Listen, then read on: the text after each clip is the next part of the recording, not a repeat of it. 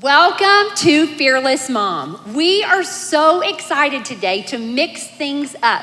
Today, during our lecture time, we're actually going to hear from some of our Austin Fearless Moms. You guys, our Austin audience and our online audience, you sent in some amazing questions. So I want to make sure we have time to do that. So we're going to barrel through them, girls, okay? We're going to, I usually have a lot of words to say, but I'm going to listen today. And this is my accountability. I'm going to limit my chiming in. We'll see how that works. But first, let's go ahead and welcome in our online moms. We're so glad you're with us today. If you're watching with a group or you're listening by yourself, we're so glad that technology has connected us today. And we pray that you feel a group in Austin cheering you on.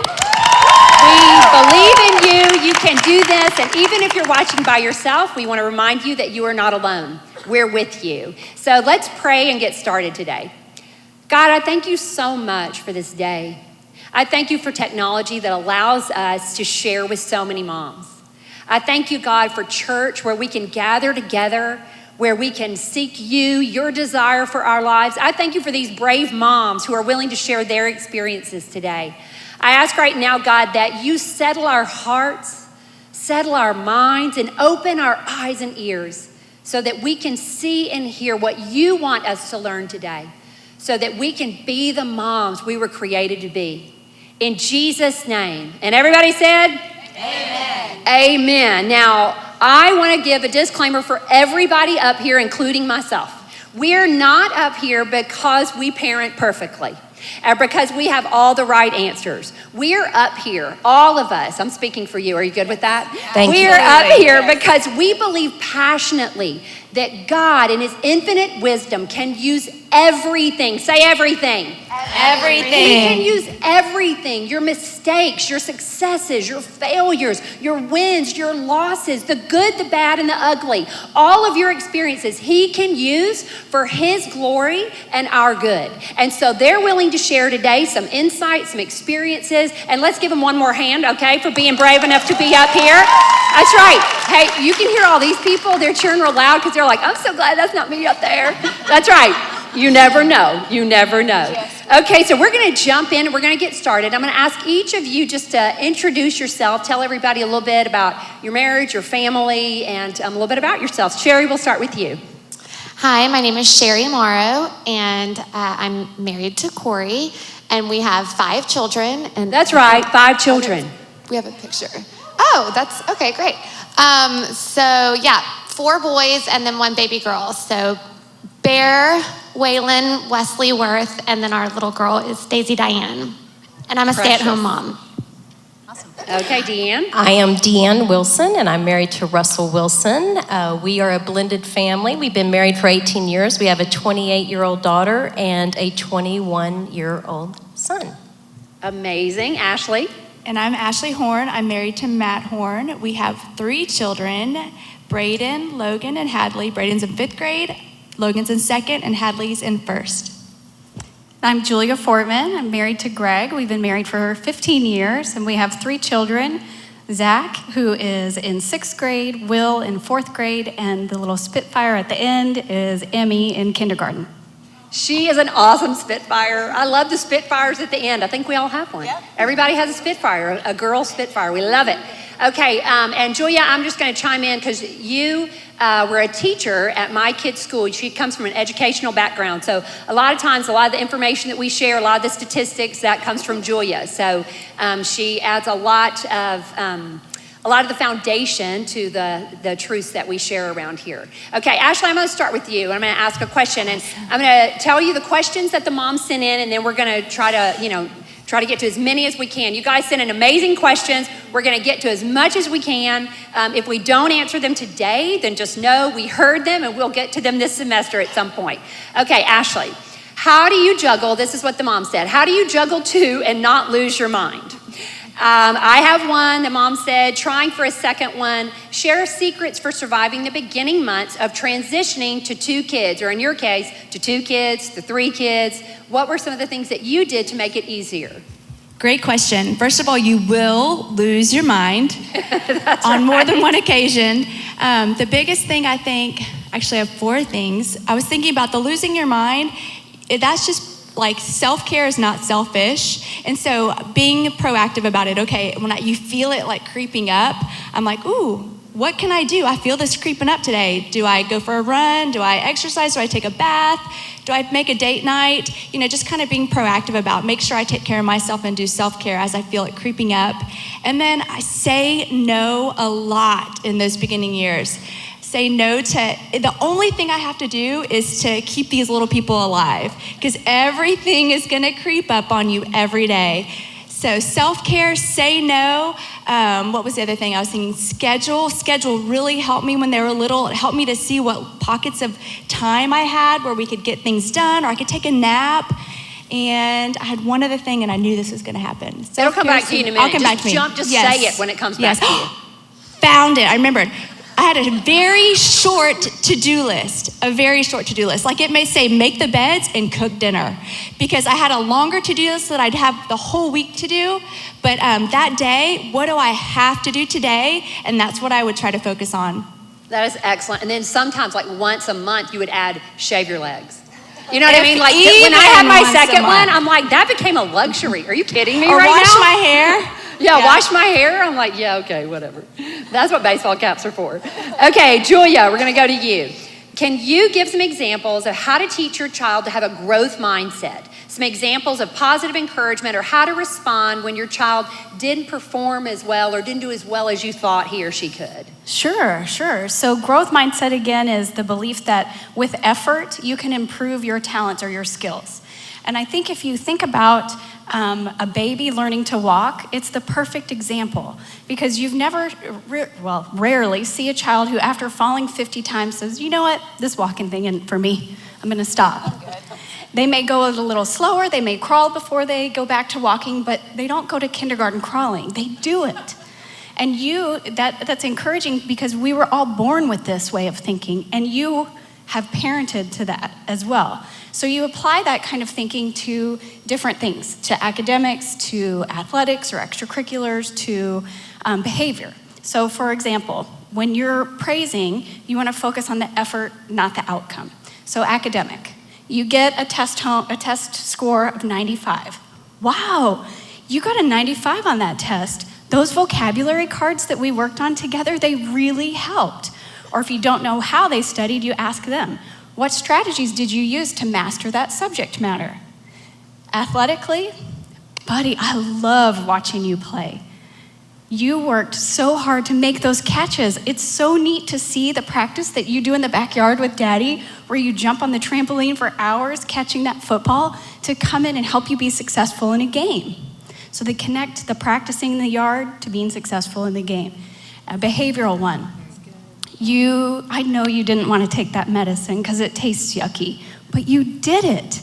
You were able to keep focused on the ice cream that came next so that you could get that medicine down. Brilliant. I'm going to do that for myself. I'm going to focus on the ice cream that comes next. Yes. We all do have strategies like that. I think it's brilliant. Mm-hmm. Julia and I are both right now obsessed with the growth mindset and just how it applies to adults, how it applies to children, and how we can, as parents, build that from the earliest ages, before, just in our vocabulary that we use with our children who don't even yet speak. Just wait, it's coming next fall. Now, when there's a negative situation, like they didn't perform as well, you actually respond the same way, which takes some getting used to. Oh, you got a 75 on this test. What did you do to prepare for that?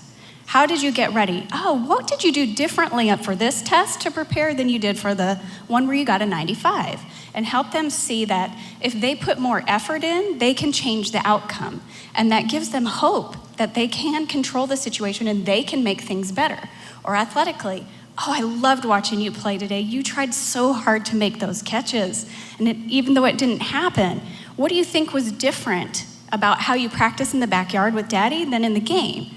Oh, so what could you do to change the way you practice so that it better fits the needs that you have during the game? And of course, with all of these, you want to make sure that your child is not upset, because often they can be when they don't perform as well as they think they should have. Or behaviorally, let's say they threw a tantrum because they didn't want to take their medicine. Just saying, that could happen. And help them, like, after they're calm, I know you don't want to take this medicine because it tastes bad, but your body needs it so it can get well.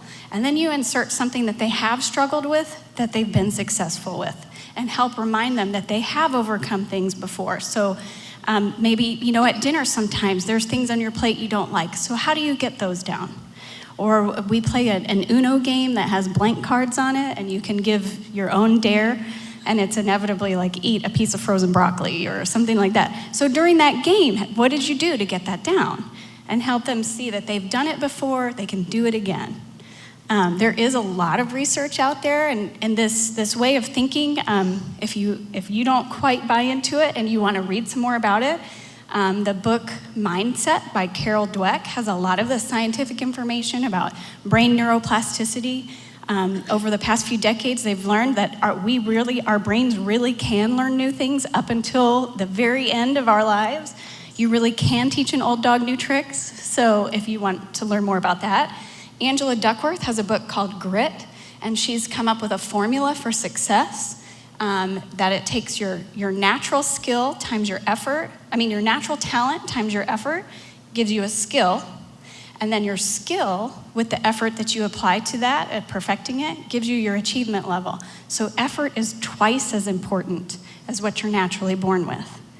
And then I always fall back on the biblical truth in Proverbs 14:23 that says, hard work always pays off. Wait, sometimes? Nope. Often? Nope. Always. And so through teaching your kids growth mindset, you're helping them see how that truth plays out in their life. That's so great. And that is a life skill that goes far beyond academics, far beyond athletics, far beyond behavior. That is the tenacity to work on your marriage, the tenacity to, work hard and achieve. I love it. I love it. I think there's so much backed in there. Thank you, Julia. Okay, Sherry, we're going to jump to you. A mom said, my 2-year-old knows how to clean, but pretends she cannot. She's a creative one. Do I start off positive and fun and move to stern, or do I start off stern, like just put your toys away? So you have 5 children, and how do you approach teaching those tasks to complete, chores around the house, responsibilities? What's something that you do? I know you're super intentional with your kiddos, so we'd love to hear. Okay, well, I say first, I think we need to be intentional about making sure that our expectation for our kid is age appropriate. For myself, having multiple ages, I think sometimes I fall into the trap of just expecting the younger ones to be able to do exactly what the older ones are doing. So I think that's one thing. And I think you said, how do you teach? I think we need to remember just that we do have to teach these skills. So we may think that innately our kids know how to do things like clean up or get dressed, but just like you would teach your kid to read, you have to teach your kid to do all of these responsibility tasks as well. And you actually gave us a strategy for that years ago, like a 3-part process. That is, you do the skill for them, and then you do the skill with them, and then you move to letting them do the skill on their own. So just remember that it is a process and give them grace and encouragement through that. I would also say regarding the 2-year-old that's pretending, you said that the child knows how to do it.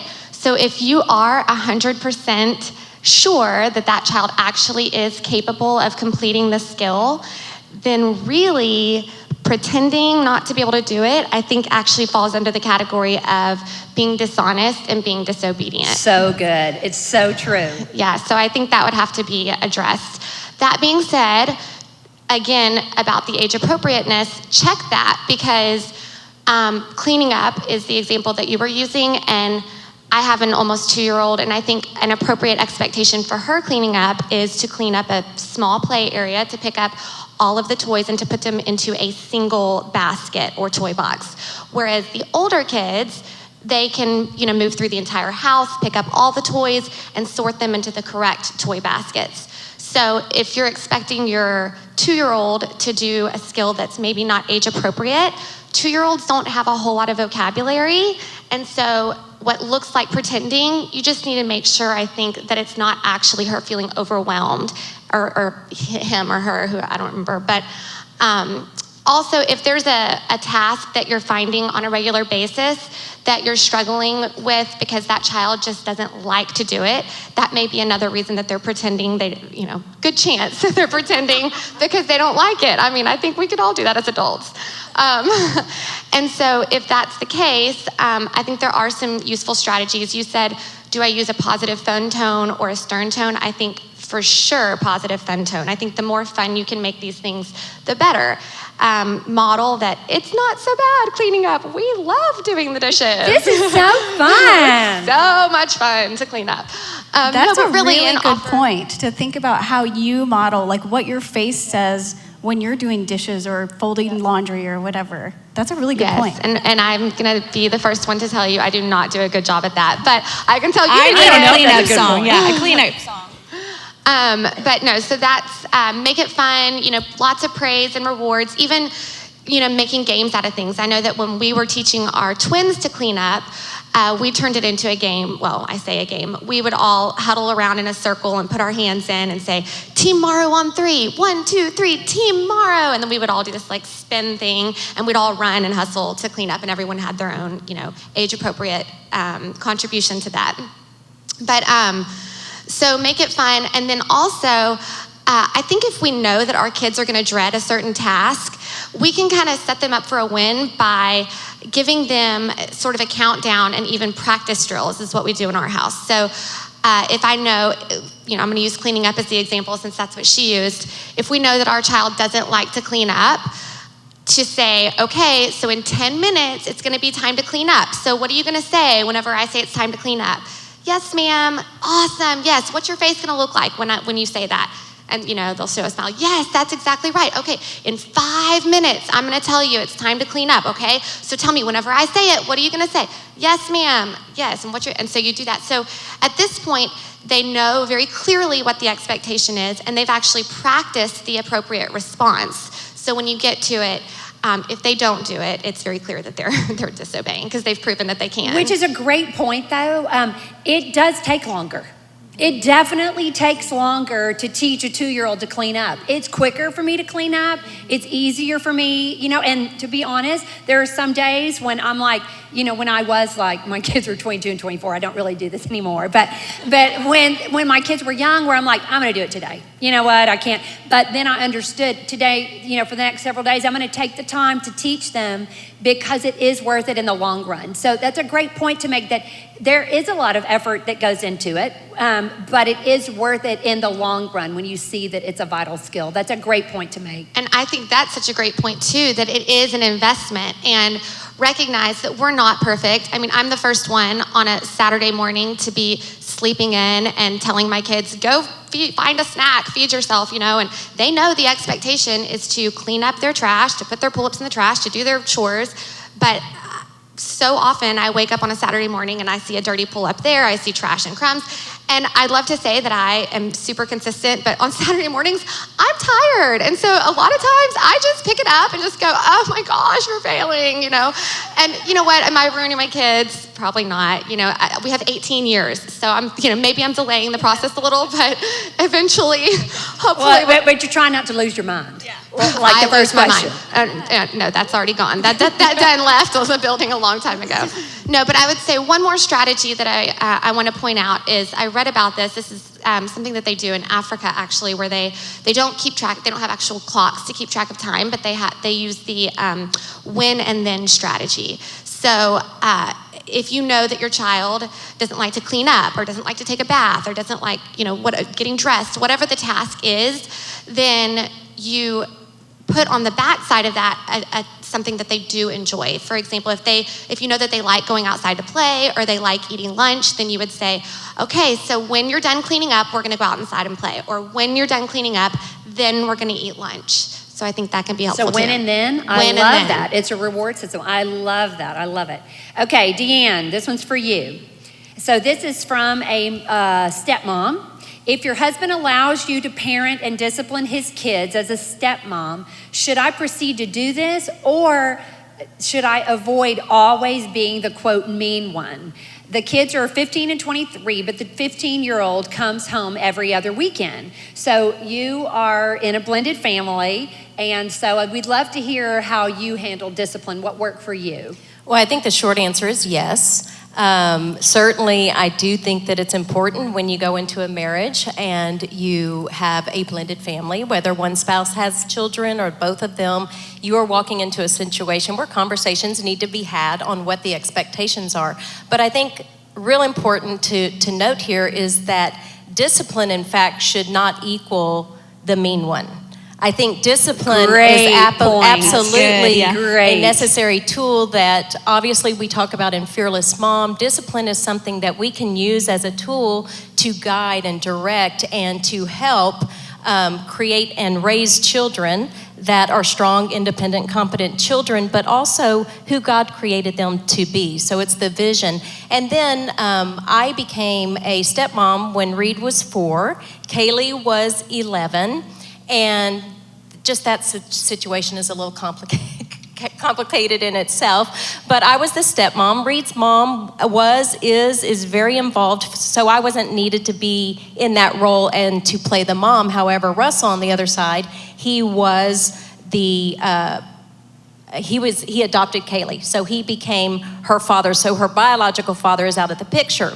So you take all that information and you look at the situation. The reality is, whether you're a blended family or not, being unified as a couple is the most important thing. So what Russell and I did, knowing that we were going to have Reed 50% of the time, Kaylee was going to be in the picture, and we were going to parent together, it was important for us to make sure that we were on the same page. We knew we were going to co-parent. We knew that we were both going to do it. We were going to work together to discipline our children. And so although we failed miserably all the time, but we knew that that's what we wanted to do. And so the other thing that we did and tried to do to the degree that is possible is to try to be as unified as possible with the other household, remembering that we have to keep the child in mind. And when we keep the child in mind, our job and our responsibility is to work as much as possible with the other household to have as many of the same things as possible. And the reality is, if that's not a possibility, it doesn't change what we do. We still do the same thing. We still set the expectations. We still make sure the children know what those expectations are so that we can parent out of that. And you talk about vision. We can parent out of the vision. I do also want to look at it from a different point of view, because you were saying this, the person that asked the question had the 15 and the 23-year-old. But I would love to speak actually from that, because I actually was the 15-year-old that went through this when I was in high school. So I actually have walked through this scenario as being the 15-year-old. So my parents got a divorce when I was in high school, and my brother and my sister were out of the house. So it was me there, and that is a very difficult situation to go through. It doesn't matter what your age is, but it's a very difficult situation to go through as a child. And so keeping that in mind and understanding what that child is going through, and what my mom and my stepdad did so brilliantly is they modeled that. So when she got married later, and I was still in high school, later in high school, they were a very unified voice. They were very unified. They were very intentional. They were brilliant at taking the emotion out of the situation when they parented, so that I, as the child, could have the emotion. So I was able to so process wise in that, to give you the freedom to be the child. To be the child. And so I look back on that, and I also, that had an effect in how I walked through this. But I just am so amazed at what they did intentionally that allowed me to be the child and process that, but them being unified. And I was, by the way, angry. My emotions were angry and irritated, because my desire was that would be my parents. My desire as the child is that you really wanted your parents to be that, but that's not the reality. Didn't change what they did.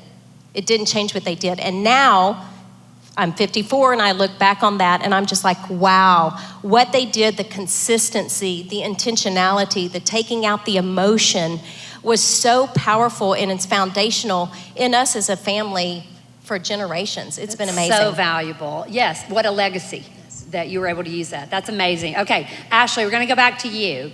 How do you combat the I'm not doing enough feeling. This mom of 2 kids was saying she consistently feels like she should be doing more to teach them. This is such a great question because it doesn't matter where you are in your parenting journey. I can tell you that there are grandmothers and great-grandmothers who still think, did I do enough? Am I doing enough now as a grandmother? And so I think it starts very early. Mom guilt is real. And what are your secrets to building yourself up and remembering that you are enough?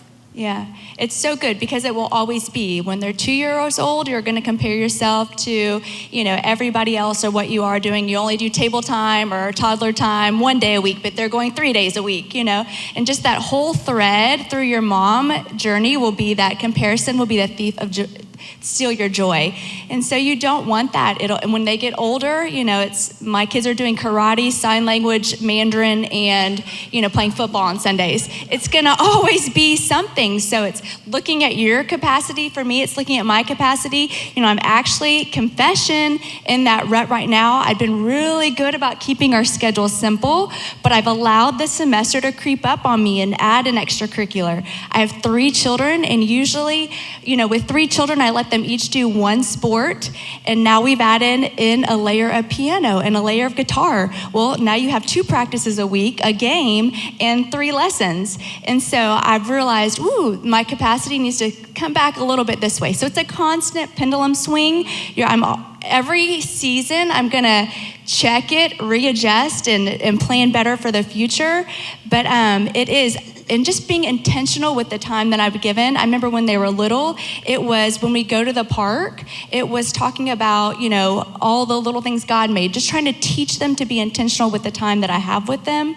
And then as they get bigger, it's in the car. We have a lot of time together then, but those are kind of just making your pendulum, checking it always, that shift. Yeah, and I think you made a great point there, like being in the car and looking at your calendar. It's another Fearless Mom principle of we don't want to add to your to-do list. We want to help you be intentional with what you're already doing. We want to help you be intentional with the time that you do have with them. So let's say I'm a working mom and I'm like, I only see my kid 3 hours a day. We want to help you be intentional. Okay, those 3 hours. Now, what can you be intentional about those 3 hours? I remember when my kids, and I was a stay-at-home mom, and I would think, did I do anything today? Mac would come home and I would start reeling off everything I did. And he goes, honey, it's okay. You don't have to tell me everything you did today. And I would say, no, I'm trying to figure it out. I'm trying to figure out what I did today. So I think they're both ends of the spectrum there. And I think that's a struggle that we all have, but being intentional with the time that you do have and praying in the morning, God, help me see today how I can be the best mom that I can be. And then go to bed at night. God, thank you for being there. And I'm going to trust that you used that little tantrum I had somehow to build up my children, and they are stronger tomorrow because of it. He uses all things. We trust him in that. So that's great. And it goes back to the self-care too, I think, that you talked about earlier. That's excellent. Okay, Julia. Now this is a great one. I have 2 small children, ages 4 and 9 months, and my husband has always believed that we should both work outside of the home. Both my children have been in daycare since they were 3 months. I feel guilty that I'm not keeping them at home. Have you ever had your children in daycare, and do you regret not staying home with them? Great question. Yes, I did have children in daycare. But first, I think I would say get on the same page as your husband. And it's hard to tell from this question. You may already be there. But if you, does your husband know that you feel this guilt? Because he should. And do you understand his why of why you should both be working? And can you get behind that? And if you can't, keep talking. And if you're not sure where to start, we're about to start a marriage series that's going to get into communication in marriage, so tune in for that. But assuming that you have had that conversation, I want to repeat something that I think Julie said. Mom guilt is real. Whether you're a working mom or a stay-at-home mom, you will experience it, and just pulling your kids out of daycare and staying at home with them is not likely to get rid of it. It's likely to just change the things that you feel guilty about. That's so good. Wise. That's so good. So I think that, I forgot what all I was going to share. I interrupted That you. was good. You can stop now. Ashley interrupted That you. was Go, great. That was Ashley. So my kids were, my boys, I worked 3 days a week, and so they went to daycare 3 days a week starting when they were about 4 months old. And were there times that it was hard for me to wake them up at 6:30 in the morning when I knew they'd been up teething that night? Yes. Were there times that it was painful to let go of my crying child so that I could walk into a meeting about somebody else's child? Yes. But there were also awesome things that I was so grateful for in the daycare system. They had teachers one year who would put out big tarps in the room and strip them all down to their diapers and let them body paint. And by body paint, I mean paint with their bodies and on their bodies. I would have never done that in my house. Sometimes that they had whipped cream pie fights on those tarps. Again, I would have never done that, and I'm so glad they had that experience. I was so grateful for the peer pressure when it came to pacifiers and potty training. I mean, to have another adult supporting you on that journey was amazing. And then to have the reward of going on a school bus for a field trip, I couldn't provide that, but it was there. And so there are, positives and negatives, and it's all about understanding what works for you. As Julie said, I've been in education for a long time, and I have seen working moms who have rocked it, and I have seen stay-at-home moms who have rocked it. I have seen them both raise children that are strong academically, socially, emotionally. And I'm talking working moms who travel on a regular basis for their jobs and then stay-at-home moms who rarely spend a night away. And I've also seen working moms and stay-at-home moms who have missed the mark. Working moms who send the nanny to a parent-teacher conference because the nanny's really the one that's gonna have to deal with the things that you're sharing in this meeting. And I've seen stay-at-home moms who have given their kids so much attention that they've literally smothered them. And the child cannot do anything on his own. And really, she can't either. And so it's really important that you have those conversations with your husband and that you know what's best for you and your family. You understand your why behind it because it is time you can't get back. And so you do need to have those difficult conversations and really make sure that it's worth it. That's so excellent. And everybody's different. Everybody is different. And we all have, and they're different seasons in everyone's life and everyone's family. When I had my third, I couldn't keep all the balls in the air anymore, and so she did not go to daycare. But guess what? Her brothers were old enough now that I still had to wake her up to take them to and from school, and her eating and sleeping schedule revolved around their activities. So it's not just daycare that can interrupt a child's schedule like that. I mean, siblings alone can do that. Absolutely. That's so wise. But I think communication with your husband is the key, so I would just always go back to that. It's great. Okay, Sherry, this one's for you. How do you avoid escalating to screaming at your child? I tell my 11-year-old to go to his room and his tantrum grows. After repeating myself, I scream at him, which then frightens him and the other children. I don't know how not to yell when my kids refuse to follow instructions after I've asked them 10 times. There was another question about when a mom and a daughter both have, strong oppositional personalities. So I'd love to know from you, what strategies you put in place to keep from yelling, or is there something that you plan before you get to that point? And look, we've all yelled. I'm gonna go ahead and say that even, you know what, I'm gonna go ahead and speak for all you guys. You've yelled at your kids. I mean, sometimes I want to see emotion from them. I want them to be a little scared. It's appropriate for you to be scared right now. Yeah. You're scaring me, mommy. And I would say, that is appropriate. That fear is what I want you to feel. I'm sorry. Go ahead.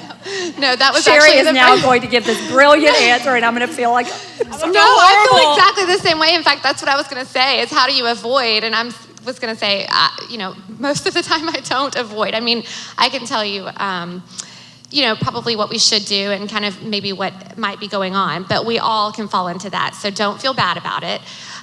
For myself, when I find myself yelling, I think it's because of just what you said. I think it's because I've actually asked so many times and not gotten the response that I'm becoming frustrated, and so that brings me to the yell. Again, that goes back to expectations, setting the bar and guarding the bar, because if the expectation is the first time I say it, you obey it, then really, there shouldn't be a second time I say it. If they have not obeyed the first time, then really a consequence should follow the second time. I think it can be really deceiving, though, because sometimes we actually do feel like our children do listen better when we yell, and that's because I've asked nicely 5 times, I haven't gotten a response, so then I yell, and then they jump up and kick it into high gear. Well, the truth is, it's not that they're listening better when we yell, it's that I think probably unintentionally, we've taught our children that we're going to accept that behavior until we yell. So when we come to that place and we realize that that's happening, that's when it's time for a reset. And I have to do this on a regular basis. I do find myself yelling. And so for me, it's a two-step reset process. Number one is to own my part. So I'm sorry, Mama should not have yelled at you. I'm sorry for that. I was frustrated and I handled my frustrations in the wrong way. I'd like to make it right moving forward. And so then we revisit the expectation and the consequence so that we're on the same page. So next time when I ask you to do something, it's going to be the first time I say it, you obey it. That does not mean the first time I yell it or even the first time I say it with a mean tone. It's however I say it, the first time I say it, you obey it. And if you do not obey, then there will be a consequence. Also, I think when you are giving a consequence, it doesn't have to be in anger. So I'm thinking of the child that you've asked to go to their room and they don't go the first time you say. I think we actually get a lot farther with love and compassion. Like, oh, buddy, I am so sad that you chose not to obey the first time I said it. So now you're gonna have this consequence, X, Y, Z, whatever it is. So now I'm gonna ask you, and I know that this time you're gonna make a good choice so that you don't have to get extra consequences.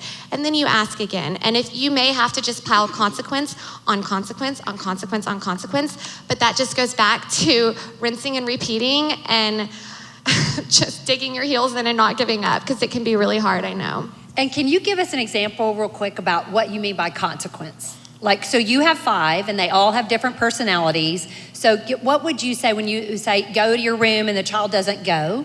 Then what would be an example of a consequence that you would give? Well, I think age-appropriate consequences, I know not all people believe in spanking, but for our children, especially the young ones, we do use that as a consequence. For the older kids, not obeying right away would be disobedient. And so we use a lot now of writing as consequences. So they would have to write down what the definition of obeying is, or we have like animals associated with each character trait. So like the obedient wood duck. So they would have to go read about it and then tell me like what. Of course you have that. Wait, could you repeat that? You've got animals associated with character traits. Yes, we do. So it's part of what you teach your kids. We're just going to have a whole session, maybe a weekend with Sherry and her parenting strategies.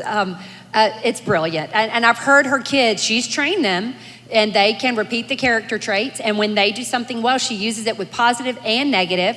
I can't remember what one of them, I think it was Waylon. He told you something that he had done. He said he was an honest lion. And you said, yes, can you tell me what character trait? Because he was saying what happened at church on Sunday. And he said what happened. And she said, can you tell me what character trait? I was an honest lion. I was like, yes, you were, buddy.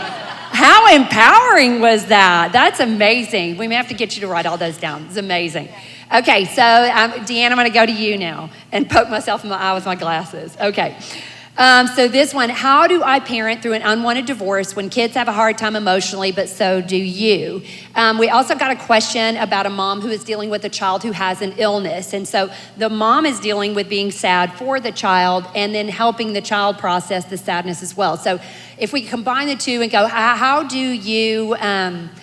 you process your own grief, your own sadness, your own anger, your own frustration while teaching that to your child and helping them grieve or be sad as well? Well, I think it's hard.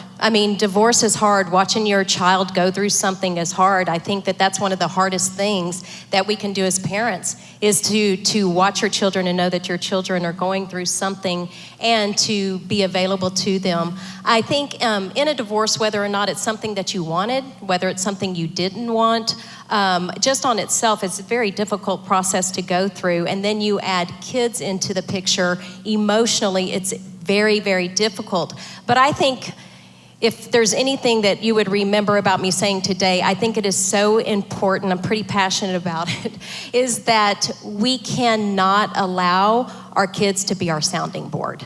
And so through that, I'm going to that ask you to whole- repeat that yeah. sentence. We cannot allow our kids, when we are walking through a divorce, to be our sounding board. And that's so difficult valuable. because we are dealing with so much emotion. I mean, when I was walking through a divorce, my goodness, I was walking through the divorce from my standpoint, but then I had a 3-year-old daughter at the time. And so I had to identify that she's also walking through this. So what I had to do is take the emotion out of it, which I talked about earlier, and you take the emotion out of it so that you can be the parent they need to be to walk through this, so they can be the child to walk through the divorce. And so for me with, I forgot what I was gonna say. Help.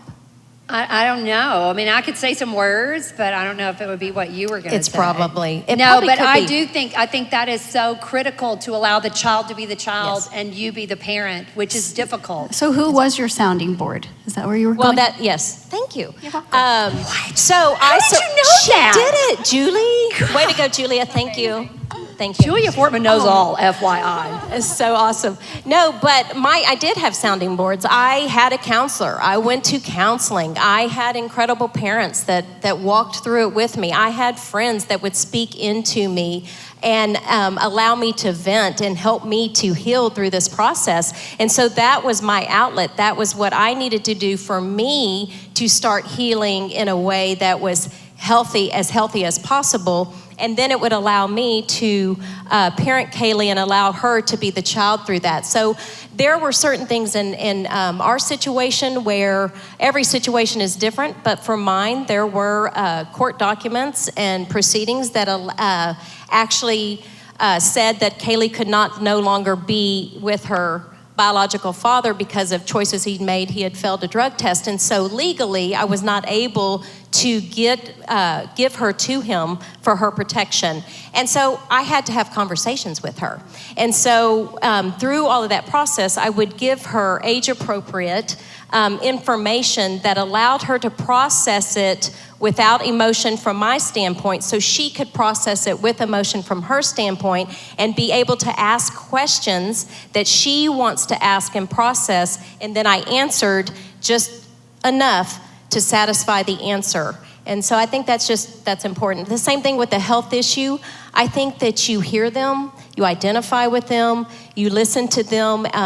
Their feelings are very real, and you just have compassion for them. I'm so sorry that you're going through this. I'm here to help you as much as possible. And you try to take the emotion out of it and not place your fears upon the child. Which is so important, which again takes you back to then who is your sounding board and who are you talking to? Because as a mom, I know that my emotional health, my physical health, my spiritual health is vital if I'm going to establish emotional health and grow that in my children. And so I have to take the time, I have to be aware enough that, you know what? I need to process this with a professional so that I can then help my child. And I don't mean just going to a professional that's going to give me the words to say my child. I'm talking about like me going to a counselor for me and then, you know, helping my child with that, taking my child to a counselor as well. And I think it's important to understand that the reality is we need to work as hard as we possibly can to respect the role of the other parent. We may not agree. I could have said a million terrible, horrible things about Kaylee's biological father. I was not perfect. I did not do things correctly. But the reality is we need to respect the role that they are the parent. They are actually still involved in their life. And so we can, if we parent from that, it doesn't mean we are approving the behavior. It just means we're respecting the role. And it goes back to what you said earlier, letting the kid be the kid. Like understanding this is not age appropriate. I'm the mom, I need to stay the mom. And that goes for everyone. I think when you talk about finances in front of your children, when you talk about anything, you know, your marriage, you know, we have to remember that our children are still the children. I mean, I'm almost 50, and my mom and dad are still my mom and dad. And my mom respects that. They're the parents, and I'm the child. If my mom needs a sounding board, she's gonna find a peer. She'll find her own. You know, I'm not the sounding board. I think that's forever, and I think that goes a long way. That is excellent. Okay, so I've got one more. We're running out of time, and I've got so many questions. Okay, Julia, I'm gonna hit you real quick. What is the proper age to allow kids on social media? And how can we prevent the rise in depression and anxiety that is linked to social media and young girls? And you know as well as I do, there's also a lot of research about what it does to boys, the video games and all of that. So tell me from your experience with your children and from what you've studied, how do you handle that? Okay, I see you lifting up your pens. You want the magic age. You want the magic number, don't you? There's not one. And it's frustrating. Anybody out there with boys on Fortnite? Ay, ay, ay. I think it's important that you know the research. And be careful, because there are a lot of headlines and of articles that come through that are very inflamed. They cause an emotional response. And you read through them, and it's really just somebody's opinionated blog post. So I think you have to be careful about what the source of your information is, and that you go to a trusted source like the American Academy of Pediatrics or Psychology Today, and you read what the studies are showing. And you understand, after you learn what they're showing, how does that line up with your goals for your family? How does that line up with your vision for your children? And if it's not lining up, then you make some changes. And so if the studies are showing that for the majority of people who are using these things, outcomes are different than what you want for your kids, don't be afraid to do things differently than the majority of the people out there, the parents out there. Oh, say that sentence again, Julia. Don't be afraid to do things differently than the majority of the parents that are out there if you want your outcome for your children to be different than what's happening for the majority of children. And trusting that your vision for your family is solid, and believe in it. And so if you're out there with teens that you realize we're gonna have to make some changes in our family and this is gonna be hard, my advice is just do it. Just sit down and say to them, you know, we set up these rules before I learned X. And now that I know X, we're going to do things differently because I want the outcome to be different for you. And it's going to be a transition for us. It's going to be hard, but we are gonna get through it. Maya Angelou, I think it was Maya Angelou who said, forgive yourself for what you didn't know before you learned it, but once you know better, do better. And so you can really model that for your kids. That is excellent, and that transcends social media. That is your philosophy about TV, your philosophy about sports, your philosophy. What are your family values? God, give me the vision for our family and give us the courage to be different. Give us the courage to be different. Everybody wants to make a difference, but nobody wants to be different. Yes. It's so true. That's so empowering. Yeah. And I love how Julia said the vision, and like you just repeated it, because like my family knows there's a lot of things that we won't do or we do differently, and that's okay, you know. So it just becomes the fabric of our conversation, you know, and just building it in, like, you know, that might be a great choice for them, but, you know, we're not going to choose to do that, or we're going to do something else differently. And you do a great job of using it, I think, Ashley, to teach a family value. You're not comparing yourself to another family and going, they do that. You say, you know what? We've decided that in our family, this is going to be important to us. Absolutely. And it really becomes not even a deal. You know, right. When you bring them on your team and you're like talking about it, like we won't play sports on Sunday morning because one of our things for our vision and for our family is we go to church as a family on Sunday morning. That's a non-negotiable. So we're not going to spend the night out Saturday night. And your friends are, and I understand that. If there's a party, you can stay till 9 or later. I'll come pick you up. But that's a non-negotiable for our family. But that's what works for us. And so just knowing things that you're not going to compromise on. And your children are amazing. And they're like all for it. They see you as a team together. And I think that that's what builds the communication too, you know, is showing them that you value their opinion, and some things we're going to do, some things we're not going to do. But I think you and Julia both used the word we. This is what we are going to do, and we can do this together. It's reminding your child that he's part of a team, that she's part of a team, and we're all in this together. It's a team effort. We do this together. This is not, you're not going to do that anymore because you're doing this. It's not you, it's we. And you both use that term. I think that's so important. And I think we have to be intentional about telling our children that we have their best interest in mind, that we're not just making these rules up to be mean or to limit them, and that's how it feels to them. So we have to take time to say, I'm doing this because I want the best for you. That's so great. Okay, I've got one more, and then I'm going to ask you guys to chime in. I'm going to ask Ashley first. Ashley, how do you, and I think this is so funny that it comes right after what we just said, but how do you keep your kids talking to you? How do you develop open communication, over the years? Yeah, that's such a great question, and I was actually asked my 5th grader yesterday, I said, hey, do you feel like you can tell me anything? And he was like, yeah, because I trust you. And I thought, well, that's so interesting. good. So then I thought, well, how does he trust me, And it's out of the relationship that we built. And I remember, Julie has another great sticky sentence. It's rules plus relationship build trust. And so that trust builds in that opportunity when they're little to play games and to know that you're not always going to win and we're developing a relationship. I have fun with you, and it keeps communication open, letting them know I value their opinion. So we talked about how we model it a lot in our family. We'll have, when they're little, you can ask them their opinion. Like, hey, do you want a peanut butter and jelly sandwich or do you want a grilled cheese? Start giving them options within what, you want them to. And they hear, we'll let them be a part of Matt and I's conversations or just listen to them if we're discussing what we're going to do on the weekend or where we want to go on family vacation. Just allowing them to give their input as they get older, and they understand that we get to make the final decision, but I want to hear what you want to do. And so it just the whole team. So it was the modeling it, and we do a lot of listening. My middle child, can be a man of few words, and so he has an older brother who, talks all the time, and a younger sister who talks all the time. So when he is like, hey, actually yesterday, he said, hey, Mom, can I talk to you for a second in private? He's my 2nd grader, and I'm like, absolutely.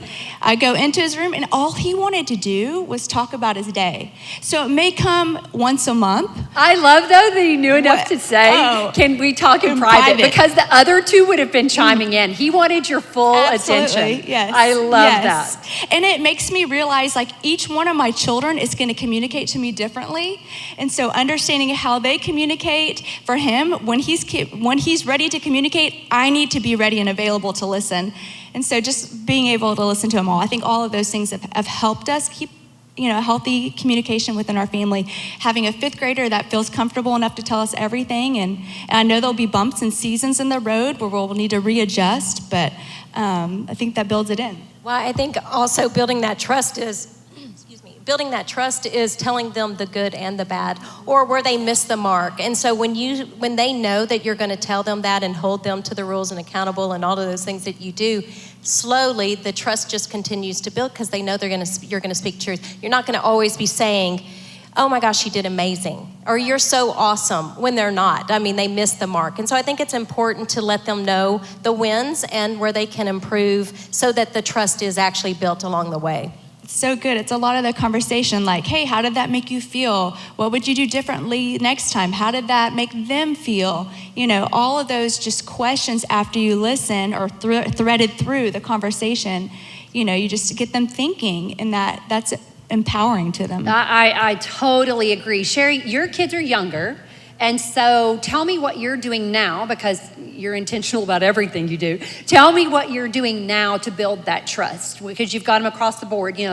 They're all young. Right. Well, I totally agree with what they said. And like Ashley said about building that relationship, I think that that's huge and that's vital. And part of building that relationship is listening to your kids when they're young. I mean, let me just tell you, the things that my children want to talk about are not the most fascinating, interesting things. I'm not sure what y'all think, but they are not. And so I have to be really intentional about being invested in whatever it is that they want to talk about, because somebody told me, it was actually a construction worker that came over to our house one time, and he had a bunch of kids, and I said, what would, you've got a lot of kids, what would be your advice? And he said, listen to them now, because if you don't listen to them when they want to talk to you now, then when they get older and you want them to talk to you, they're going to be so used to you not listening that they're not going to talk to you. So that really stuck with me, and I just try to be really intentional about listening, building the relationship. They had great ideas about how to build that relationship. We play a lot of games in our house, and just make them feel like they're loved and part of a team and have a purpose and that we're all in this together, and make them feel safe in your home. Like you say, I'm safe, I like it here. And we really try to build that culture and feeling to where they feel like they can open up. That's such a great point. Go ahead, Ashley. I was just going to say, totally, and that whole, the relationship, but it's the rules too. They know our expectations, so it's not being their best friend. Right. And just how important that is. They know that we have expectations in our family and for them and to make them grow. And so it's that marriage of both of those, the rules plus the relationship, build the trust. Yeah, So somebody good. told me one time, or I don't know if I read this or something, but a good test of that is when you discipline with a negative consequence for your children, they should not get angry with you. So if your child is it's one thing to be upset about the consequence, but if they turn away from you when you're giving them a negative consequence, something is wrong. You need to look at the situation. And work on the relationship. And a lot of times people will say, I have a teenager and my teenager doesn't like me. We can't, we're just totally, we're not talking. We can't do anything right. What do I do now? And I go, at that point, I think you go, what can I do to work on the relationship? The discipline will come, but what can I do? What choice can I make now? What is he interested in? What is she interested in? Where does she like to go eat? What does he like to watch on TV? Let me just focus. Let me do what I can to work on that relationship, because the relationship is forever. Mm-hmm. That behavior is a season. And the relationship is forever. And each child is different. So my youngest will get in the car and spill everything about her day. And my her middle brother will be like, does she do this every day? I said, yes, she does. She says more than, how was your day? Good. What was good about it? Nothing bad happened. What'd you do? Stuff. What kind of stuff? Things. And Joe's totally was, how was your day today? Great. What was so great about it? Nothing bad happened. Right. Period. Every day. Every day. But if he says to me, Mom, will you come throw the ball in the yard with me? I will go throw the ball in the yard with him, because that is where he will tell me about everything that happened during his day. And my oldest son, if I come alongside him, if we do something together, that's where he will share his time, or he will share what's on his mind. But asking him one-on-one, how was your day? What'd you do? It's a little more intimidating than if you're working side by side. So you just pay attention to their personalities too and what works for them. And ask God, show me. Open my eyes to opportunities today. Open my eyes. I can't figure her out. Can you please show me? I want to learn her. I want to know and ask him and be patient. And this is a process. That parenting is a process, and it starts before you have children.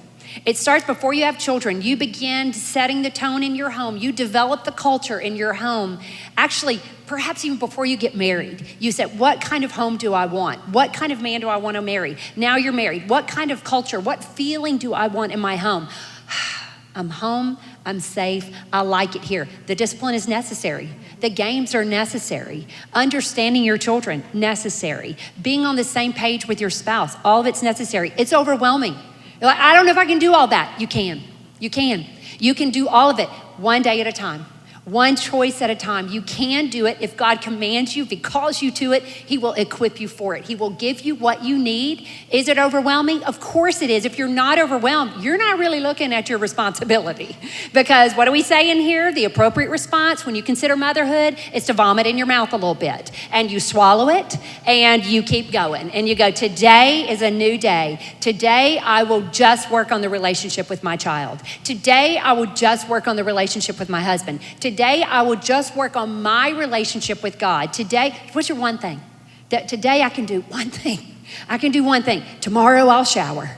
Today I will, pick your one thing. It's a little bit at a time. One choice at a time to build up this home to be all that God desires it to be. And he gave you the children that you have on purpose. You are exactly the mother that your child needs. You're the right mother.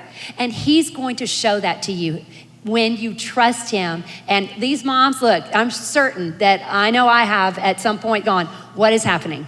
My degree is special education. I am trained in behavior management, and I would cry and go, I have no idea what I am doing. And then I would go, one more day. That's what our prayer is for you. And so we're going to pray together. First, let's thank these moms so much. Thank you guys so much for sharing with us. Let's pray together. God, we thank you so much for this day. We thank you for the gift and the responsibility of motherhood. We thank you, God, that we can trust you to fill in the gaps, not if, but when we fall short. We are grateful that we serve such a big God, a God we can trust and a God that we know will use everything for God's glory and for our good. We ask right now, God, that you hover over every family represented, every family listening, watching, every family in this room, and that you give us what we need today to be the moms we were created to be. In Jesus' name.